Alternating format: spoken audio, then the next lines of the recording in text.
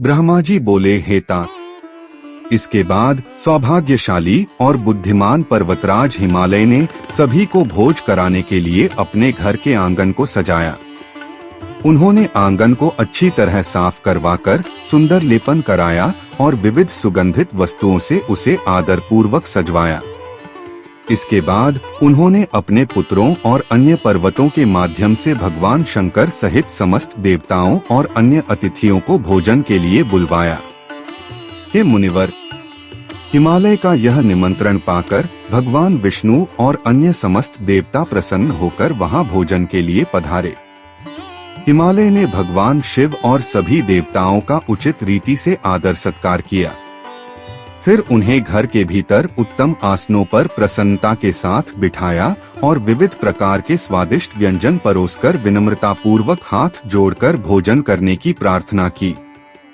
इसके बाद विष्णु आदि समस्त देवगण हिमालय द्वारा इस प्रकार सम्मानित होकर भगवान सदाशिव को आगे कर भोजन करने लगे।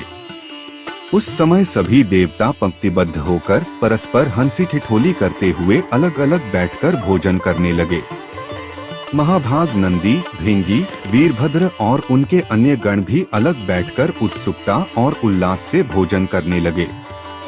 इंद्र आदि सभी लोकपाल और अन्य देवता जो अनेक प्रकार की शोभा से युक्त थे, वे भी परस्पर हास परिहास करते हुए प्रसन्नता से भोजन करने लगे। सभी मुनिगण, ब्राह्मण और भृगु आदि ऋषिगण भी प्रसन्न होकर अलग अलग पंक्तियों में बैठकर भोजन करने लगे।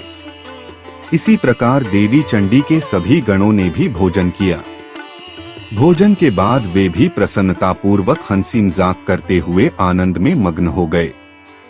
इस प्रकार विष्णु आदि सभी देवताओं ने हर्ष पूर्वक भोजन किया। फिर आचमन कर वे संतुष्ट होकर अपने अपने निवास स्थान को लौट गए। उधर देवी मेना की आज्ञा से सभी पतिव्रता स्त्रियां भक्ति भाव से भगवान शिव से प्रार्थना करके उन्हें वास नामक परम आनंददायक निवासगृह में ले गईं। शिवजी उस भव्य वासगृह में मेना द्वारा अर्पित सुंदर रत्नजटित सिंहासन पर बैठकर प्रसन्न मन से चारों ओर देखने लगे। वह भवन जलते हुए असंख्य रत्नदीपों की रोशनी से चमक रहा था और अत्यंत शोभायुक्त था। वहां अनेक प्रकार के बहुमूल्य रत्नों से बने पात्र रखे थे। घर के कोनों और दीवारों पर मोती और मणियां जड़ी हुई थीं। उस भवन में रत्नों से बने दर्पण चमक रहे थे। श्वेत चवर, पंखे उसे शोभायुक्त बना रहे थे और हर स्थान पर मोतियों व मणियों की सुंदर मालाएं लटक रही थीं।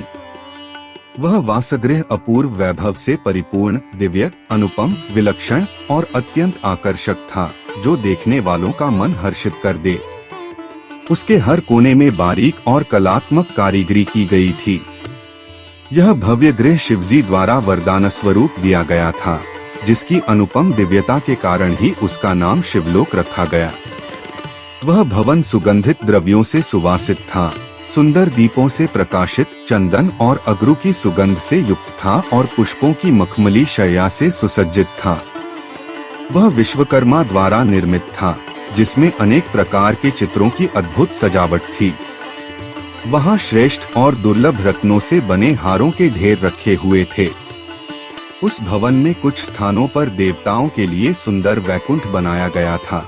कहीं ब्रह्मलोक की झलक थी, कहीं दिशाओं के अधिपति लोकपालों के महल थे, कहीं रमणीय कैलाश, कहीं इंद्र का भव्य मंदिर और सबसे ऊपर शिवलोक अपनी दिव्यता के साथ जगमगा रहा था।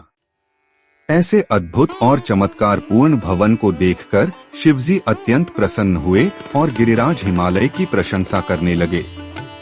इसके बाद शिवजी प्रसन्न होकर लीला भाव से सुंदर रत्नजटित शैया पर शयन करने लगे। हिमालय ने फिर अपने सभी भाइयों और अन्य अतिथियों को स्नेहपूर्वक भोजन कराया और शेष सभी आवश्यक कार्य संपन्न किए। इस प्रकार हिमालय सभी कार्यों को पूर्ण कर रहे थे और भगवान शिव शयन कर रहे थे। इसी में सारी रात बीत गई और प्रभात का समय आ पहुंचा। सुबह होते ही लोग उत्साह और धैर्य से भरकर विविध प्रकार के बाजे बजाने लगे।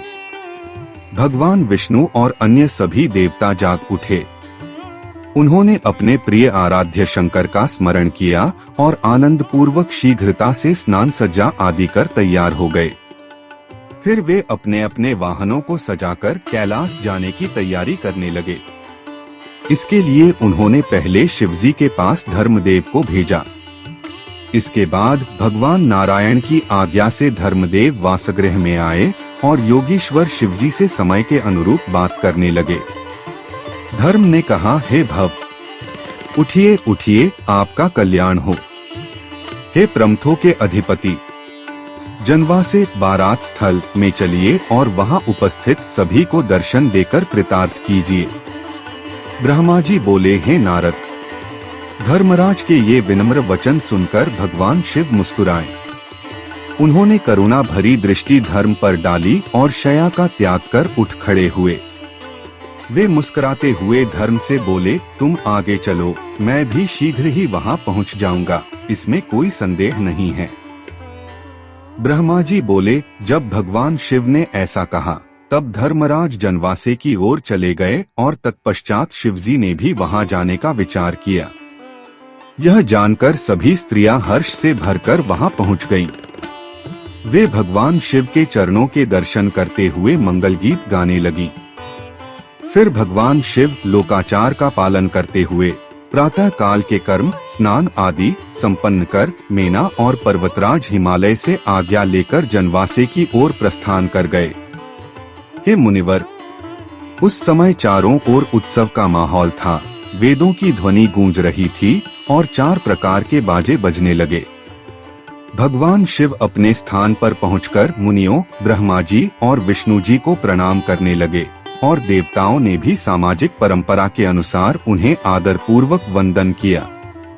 उस समय चारों ओर से जय और नमः के घोष उठने लगे, साथ ही वेदों की मंगलमयी ध्वनि भी गूंजने लगी। इस प्रकार वहां चारों ओर आनंदमय और पवित्र कोलाहल फैल गया।